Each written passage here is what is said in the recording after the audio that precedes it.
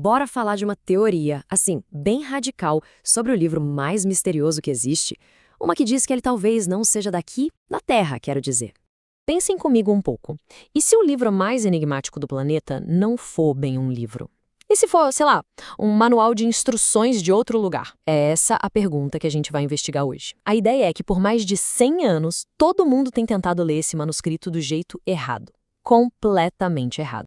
Ok, então pra gente começar, vamos colocar os pés no chão. Falar dos fatos.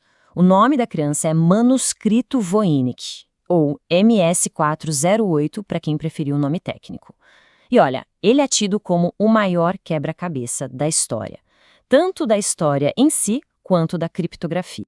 E não é um enigma qualquer, não. Estamos falando de um livro, um objeto físico mesmo, lá do comecinho do século XV. Ele está lotado de uma escrita que ninguém, absolutamente ninguém consegue ler. E os desenhos, plantas esquisitas, mapas de estrelas, umas figuras misteriosas, nada que a gente reconheça aqui na Terra. Os maiores especialistas do mundo, criptógrafos que quebraram códigos de guerra, tipo William Friedman, todos eles falharam. E aí fica a pergunta, né? E se todo mundo falhou pelo mesmo motivo? A teoria que a gente vai ver aqui sugere exatamente isso. Eles estavam tentando traduzir uma língua, quando na verdade o segredo talvez seja um código geométrico. É exatamente aí que essa nova teoria entra em cena. A proposta é olhar para o texto de um jeito totalmente diferente. Não como palavras, mas como um mapa de padrões universais. Olha só que interessante essa citação, ela resume perfeitamente a ideia. A chave não seria procurar um alfabeto, uma letra A, B, C.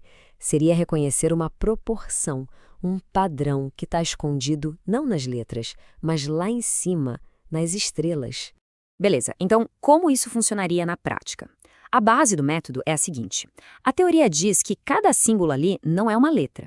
Pensa que é mais como uma pecinha de um quebra-cabeça geométrico. O objetivo não é ler da esquerda para a direita, mas sim desmontar esses símbolos e montar de novo de um jeito diferente. O processo é quase uma criptografia de espelho. Imagina só, você pega um daqueles caracteres que não parece nada, aí você corta ele, na vertical ou horizontal, tanto faz. Depois você espelha os pedaços um contra o outro. E quando você junta essas novas formas, de repente, pá! Uma palavra que faz sentido em uma língua bem antiga, tipo sânscrito ou hebraico, aparece. Tá, a gente já entendeu a chave. Agora a pergunta é, o que essa chave abre? O que esse método revela? É aqui que a coisa toda sai do campo do interessante e vai pro caramba, isso é muito doido. A principal revelação, a bomba, é essa. Aquela parte do manuscrito que todo mundo achava que era astrologia, não é. Segundo a teoria, aquilo é um mapa de verdade, com localizações cósmicas reais. E essa talvez seja a imagem mais impactante de toda essa história. Dá uma olhada. De um lado, um desenho feito há 600 anos no manuscrito Voynich. Do outro, um modelo científico de um sistema planetário, o TRAPPIST-1, que a gente descobriu tipo ontem, em termos históricos. A semelhança na estrutura, na proporção entre as órbitas, é de cair o queixo. Coincidência? Ou tem algo mais aí? Para a gente conseguir entender esse mapa, a teoria apresenta dois conceitos bem importantes. O primeiro é o tal do VMS. Imagina que, em vez de usar uma nave espacial para viajar que demora séculos, você pudesse usar a própria linguagem da realidade como um atalho. É como um teletransporte que usa o significado das coisas, não um espaço físico, para ir de um ponto a outro no universo instantaneamente. O segundo conceito é o OLAD, e a analogia aqui é perfeita. Se o VMS é o motor desse teletransporte, o OLAD é a porta de embarque. É o ponto de acesso estável e seguro. É por ali que você entra para poder usar o VMS sem se perder pelo caminho.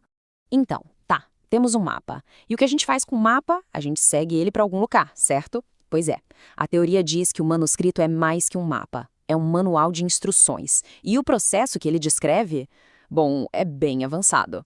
E o objetivo final desse manual seria guiar uma consciência através do universo para ela poder se ancorar no que a teoria chama de filtros biológicos. Basicamente, um corpo, um hospedeiro, no sistema estelar, muito, muito distante. E é aqui que a gente vê como aqueles termos decodificados começam a fazer sentido juntos.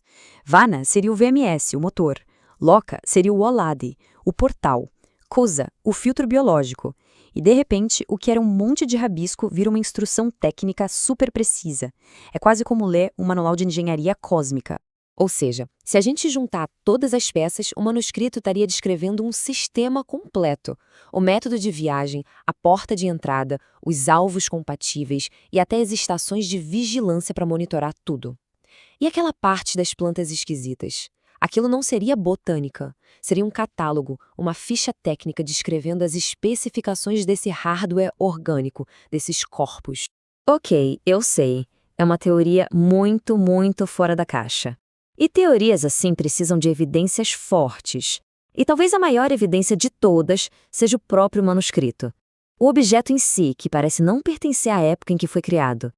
A história do livro, pelo menos a que a gente conhece, é bem documentada. A datação por carbono 14 é clara. O pergaminho é lá de 1400 e pouco. A gente sabe que ele pertenceu a um imperador, que passou por alquimistas em Praga. E é justamente essa história comprovada que cria um paradoxo que não fecha. E a teoria vai além. Ela propõe conexões diretas e bem surpreendentes. Alguns desenhos específicos do manuscrito seriam mapas de sistemas estelares reais, que a gente conhece hoje, como o TRAPPIST-1 e o Kepler-90. E a validação? Aparentemente através de constantes matemáticas universais, como a sequência de Fibonacci e a proporção áurea. É matemática pura conectando os pontos. E aqui está um nó da questão, o paradoxo central. A gente tem um objeto feito no século XV, ponto. Mas o conteúdo dele parece descrever coisas como galáxias espirais e sistemas planetários que a gente só conseguiu observar no século XX. E mais, os materiais usados como o pigmento lápis-lazuli eram caríssimos na época. Então a pergunta que não quer calar é, como alguém em 1400 e pouco escreveu um documento com conhecimento de 600 anos no futuro usando materiais de um rei? Essa frase da análise resume tudo. A fronteira entre o que é um livro e o que é um mapa acaba de desaparecer. A ideia é que talvez o Voynich nunca foi feito para ser lido, no sentido tradicional. Ele foi feito para ser usado, como um mapa, uma ferramenta. E a gente termina assim, com mais perguntas do que respostas. Porque vamos combinar, se essa teoria tiver um pingo de verdade, ela muda completamente o que a gente acha que sabe sobre a nossa história e sobre o nosso lugar no universo. E aí fica a reflexão. O que mais pode estar escrito lá em cima nas estrelas, só esperando a gente encontrar a chave certa para conseguir ler?